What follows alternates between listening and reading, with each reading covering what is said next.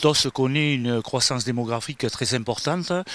Deux chiffres rappelés. En 1982, il y avait 1200 habitants. En 2012, il doit y avoir près de 2500 habitants. Donc, je dirais que la population en 30 ans a doublé. Et au niveau, bien entendu, des équipements, on a été obligé de faire face et notamment de créer des infrastructures nouvelles, que ce soit au niveau des écoles, que ce soit au niveau sportif et culturel. Donc on a été amené à proposer des animations en tenant compte de cette croissance démographique. On a souvent assimilé TOS à une commune de dortoir, ce qui n'est pas le cas. Un petit rappel également, c'est que dans la commune, il y a 350 emplois, alors répartis principalement en 3 entreprises très importantes. Et donc il y a forcément une population jeune. Bon, tous les jeunes ne travaillent pas bien entendu sur la commune, mais ils sont sur Saint-Vincent-de-Tyrosse, sur Soustons, sur Bayonne, sur Dax. Et donc ils sont reliés, mais effectivement, c'est une population jeune qu'il y a sur la commune.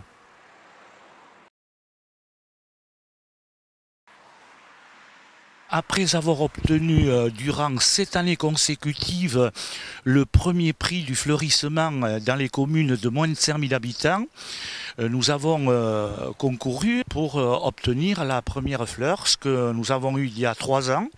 Donc c'est la première fleur, c'est un premier signe de notre fleurissement, mais pas uniquement le fleurissement, parce que les critères d'attribution de cette fleur sont le mobilier urbain, le fleurissement, les espaces verts, le maintien de l'importance des espaces et puis la qualité de l'accueil, des lotissements, avoir maintenu, je dirais, des surfaces importantes d'espaces verts. La commune de TOS est inscrite au village et fleuri des Landes.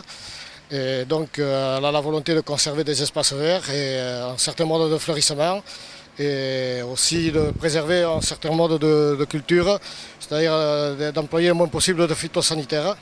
Quand on arrive dans la commune de TOS, ce qui frappe, c'est d'abord ces grands espaces verts qui sont l'image un peu de la commune d'ailleurs, puisque quand on arrive d'un côté ou de l'autre, on voit de suite la volonté de la commune de préserver justement une certaine qualité de vie au niveau de la nature. Les espaces verts ne sont pas uniquement concentrés sur le centre-ville. La volonté du maire a été justement de créer des espaces verts dans tous les lotissements, afin que les maisons ne soient pas trop rapprochées et puis garder un certain cadre de vie. Donc pratiquement dans tous les lotissements où on passe, il y a des grands espaces verts que l'on entretient. Et ces espaces verts sont des espaces verts libres, c'est-à-dire qu'on ne fait que de la tonte mulching, pour éviter justement d'apport d'engrais. La régie des eaux de TOS existe depuis le 1er janvier 2008. Donc, monsieur le maire m'a recruté en fin 2007 pour créer cette régie. Donc, la régie gère aujourd'hui toute l'eau potable, y compris la gestion clientèle et également l'eau usée, qui comprend donc la clientèle et la station d'épuration de TOS. Nous avons aujourd'hui 1400 abonnés, 82% sont raccordés à l'assainissement collectif. Le premier but de la régie municipale était d'apporter un plus aux abonnés en termes de gestion. Donc nous avons baissé les prix d'environ 20%, ce qui est assez représentatif quand on sait que la plupart des communes augmentent leurs prix. Hormis ce fait, nous essayons d'être au plus proche des abonnés, en passant 2 fois par an relever les compteurs par exemple. En ayant un bureau à la mairie, les abonnés peuvent venir toute la journée ou se déplacer directement ou appeler directement, il n'y a qu'une personne qui répond. C'est beaucoup plus simple en termes de gestion. La station d'épuration de TOS va être complètement revue. Les travaux ont déjà commencé. Les travaux seront finalisés pour avril 2013. Les principales modifications seront la création de nouveaux postes de relevage qui va refouler les eaux sur la station d'épuration de Soustons. Sur la station de TOS, nous aurons un ouvrage qui sera clos, qui sera désodorisé. Et des bassins seront transformés, certains supprimés, d'autres transformés en stockage d'eau de pluie pour la défense incendie. Donc nous avons choisi de modifier la station d'épuration pour pallier à certains soucis d'ouvrage qui sont aujourd'hui sous-dimensionnés, à savoir le pré-traitement de l'entrée des effluents et le stockage des boues d'épuration. Donc les boues, tous les effluents seront traités sur la commune de Tos. Et sur la station d'épuration, nous ne ferons que refouler ces eaux usées directement sur la commune de Sousson.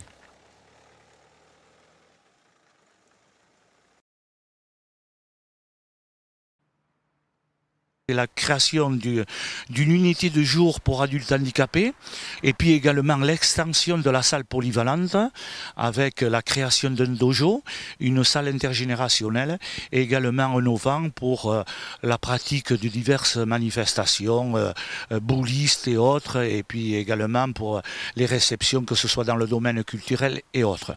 Les perspectives et le prochain projet pour 2013 et les années futures, bien entendu, ça fait partie de notre programme pluriannuel, sera l'aménagement des abords de l'église et de cette salle que je viens de citer polyvalente, avec le petit lac qui se trouve de l'autre côté, avec une promenade, des aménagements, un parking très important pour permettre aux gens de pouvoir stationner.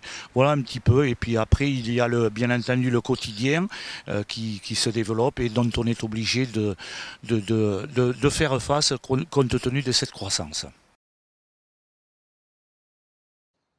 L'école de Tos se compose de 9 classes, de maternelle et élémentaire. Donc nous avons actuellement 215 élèves. L'école a commencé en 2004, à l'époque où je suis arrivé, avec 160 élèves. Donc nous avons bien augmenté. Nous sommes montés jusqu'à 242 élèves. Et récemment, nous sommes redescendus à 215. Mais avec les logements qui risquent de se construire dans les mois à venir, nous espérons obtenir 10, 11, voire 12 classes. Monsieur le maire est très, très ambitieux à ce niveau. La maternelle a été complètement refaite il y a 2 ans et la partie élémentaire, elle, date de 1964. Donc je pense que des travaux seront faits dans les années à venir pour améliorer la situation au niveau de l'élémentaire. Mais au niveau de la maternelle, tout est tout neuf, quoi. Nous sommes quand même une école assez rare puisque sur les 10 enseignants présents à l'école, il y a 6 hommes, sachant que la proportion est de 85-15 en faveur des femmes. Voilà. Et l'école de Tos est certainement la meilleure école de toutes les Landes, je pense.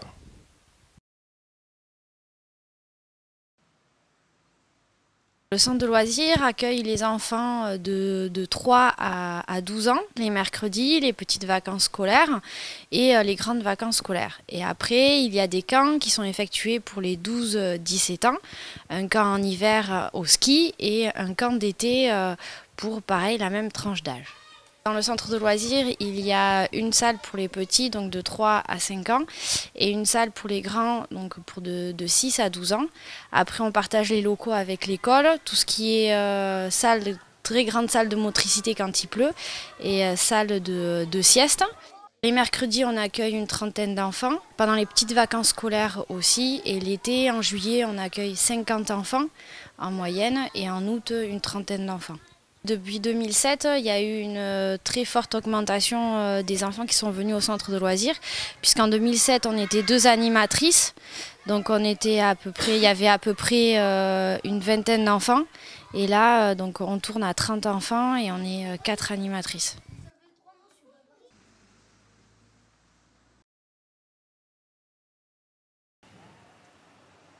Cette médiathèque qui est ouverte maintenant depuis 2 ans, avant il y avait un petit lieu, une petite bibliothèque, fonctionne grâce à 8 bénévoles qui se relaient et pour 10 heures d'ouverture par semaine. Le fonds de livres est fait par la médiathèque des Landes qui nous apporte 2 fois par an 400 livres et sinon ce sont des dons ou bien des achats, puisque nous avons un budget d'environ 3 000 € par an pour les achats de livres, les abonnements et puis le petit matériel.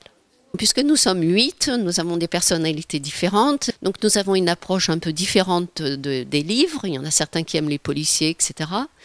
Et donc, on essaie au maximum de lire, puisque nous faisons les achats aussi, de lire, de nous tenir au courant de nouveautés, etc.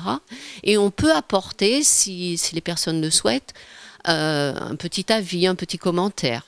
Nous recevons environ toutes les 3 semaines 4 classes, ce qui représente 100 enfants de l'école primaire de Tos. Et nous recevons aussi des personnes de l'ADAPI, des assistantes maternelles accompagnées de petits bébés qui viennent à la médiathèque environ tous les 15 jours. Comme animation, nous avons aussi un atelier d'écriture qui est ouvert à tous et qui regroupe environ une douzaine de personnes et qui se réunit 1 fois par mois.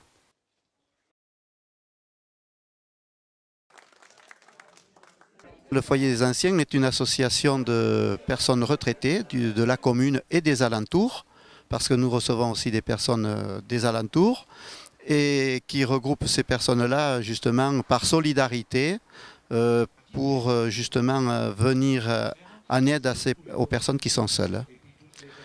Nous avons des activités diverses tous les mardis et jeudis après-midi de 2h à 18h. Nous ouvrons le foyer où l'on joue aux cartes, rami, belote, tarot et Scrabble. Et ensuite, nous avons aussi des sorties de prévues dans l'année. Nous avons une tranche d'âge qui est assez élevée, puisque la moyenne d'âge est de 75 ans et que les nouveaux retraités n'adhèrent pas aux foyers anciens. Ils ne se sentent peut-être pas suffisamment vieux, bien que vieux soit un peu aléatoire. C'est un mot qui est péjoratif dans la bouche de certains, mais nous sommes des personnes âgées et non pas des personnes vieilles. Chez nous, on s'amuse.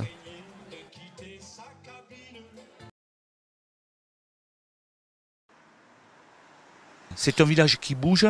Enfin, mon objectif, c'est de le faire bouger, raisonnablement bien entendu. Il y a des perspectives avec des aménagements futurs de commerce, de nouveaux lotissements, des ouvrages de voirie avec des giratoires, que ce soit au camping de Sparben sur la route de Souston, le giratoire du Pourchu qui prend un petit peu de retard avec les démarches administratives compliquées. Mais tout cela prend forme et on essaye de conserver son caractère village rural. On n'est pas là, j'ai jamais promis, comment dirais-je, que notre village, dans les années 2020, aurait 10 000 habitants. C'est pas mon objectif premier, c'est de rendre les gens heureux, que les gens puissent vivre convenablement dans notre village et allons-y progressivement.